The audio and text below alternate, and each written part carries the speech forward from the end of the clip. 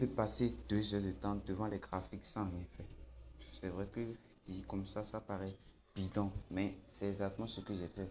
Parce que si vous voyez ici, le début de ma session c'était là, 14 heures à 16 heures sur mon broker.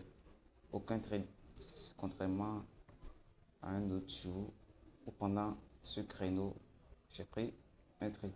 Maintenant, je viens de passer 2 heures sans prendre de trade. Et pour ceux qui viennent de me découvrir, je m'appelle Silas. On a commencé un challenge de 60 jours où pendant 2 mois, je dois pas mal de trader avec le maximum de transparence. D'ailleurs, on a déjà fini le premier mois en positif et j'ai fait une vidéo récapitulative là-dessus. Si vous ne l'avez pas encore regardé, vous pouvez aller la regarder sur la chaîne. Du coup, dans cette vidéo, comme d'habitude, on passe une session de live et aujourd'hui, on n'a pris aucun trade. Alors, j'ai une question à vous poser. Si c'était vous, pouvez-vous passer 2 heures de temps devant les graphiques sans prendre un trade? C'est vrai que ça paraît un peu mijotant et tout, mais c'est la réalité du vrai trading. Parfois, le meilleur trade, c'est celui qu'on ne prend pas. Pourquoi? Parce que si c'est que, vu que là, vu que je n'avais pas de setup, si c'est que j'étais entré en position, supposons en achat, là, même si tu savais qu'on était bel et bien tendance baissière, c'est que j'entrais en position d'achat là et que je me faisais clôturer en stop loss.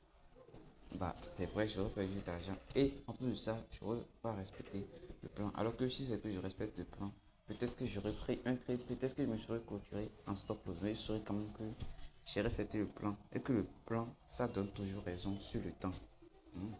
Et que le plan donne toujours raison sur le temps. Alors, contrairement aux autres jours, par exemple, quand on remonte à la semaine passée, le vendredi, j'ai pris un trade d'achat. Pourquoi? Parce qu'on était en tendance haussière.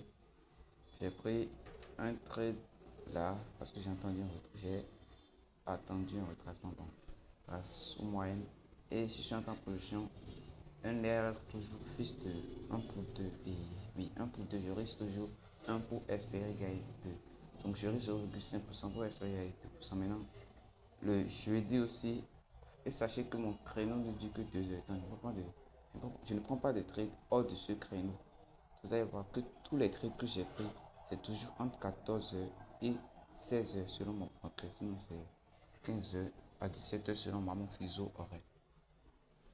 Alors, le jeudi aussi, j'ai pris un trade de vente qui respectait à 100% le plan, toujours dans le même créneau.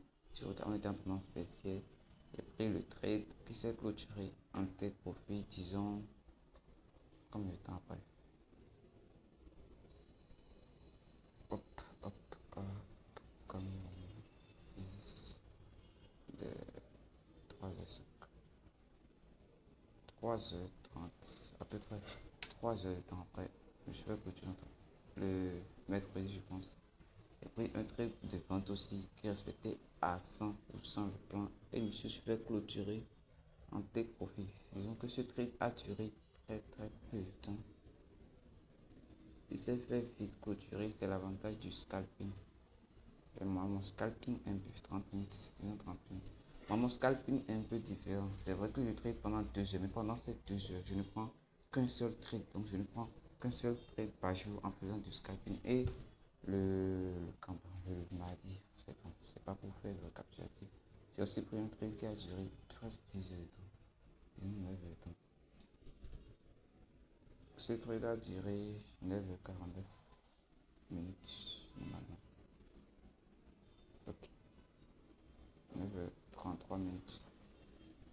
Et c'est tout. Donc, vaut mieux respecter le plan et ne pas prendre des trades que de ne pas respecter le plan et prendre un trade. Même si je prenais un trade que je me faisais clôturer en take profit, je ne serais pas à l'aise. Pourquoi? Parce que je n'ai pas respecté le plan. Mais maintenant, vu que j'ai respecté le plan et que je n'ai pris aucun trade, bah, je suis très à l'aise parce que je sais que j'ai respecté le plan et le plan donne toujours raison sur le temps.